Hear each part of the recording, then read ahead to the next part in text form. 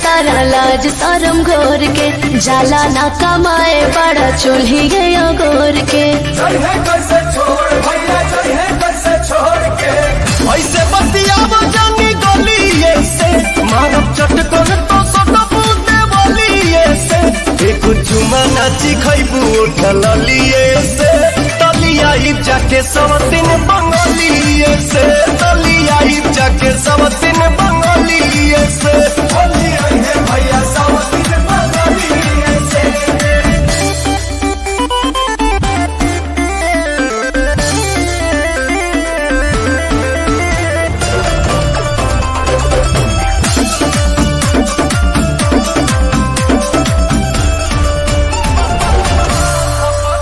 हाउ में हर माथा पचाड़ा हो, जानी बाते बाते हो मसे झगड़ा हो। पानी कीन के ले आहिल दहे जावे में, हमरा पतिया के रखा न बले जावे में। बढ़े लगी प्यार वही मलिए से, धन पछतैबू अपना चलिए से। एगो चुमा नाची खैबू उठल लिए से, तलिया जाके सब दिन बंगलिए से, तलिया जाके सब दिन बंगलिए से। भैया सब दिन बंगलिए से।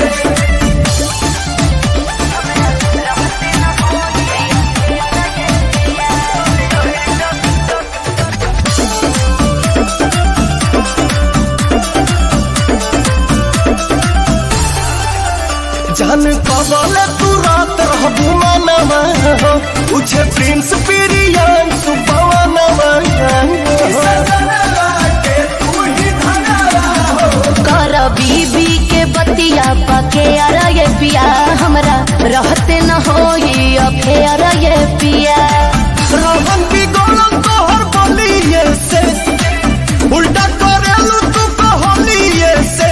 एगो चुमा नाची खैबू उठल लिए से, तलिया जाके सब दिन बंगलिए से, तलिया जाके सब दिन बंगलिए से।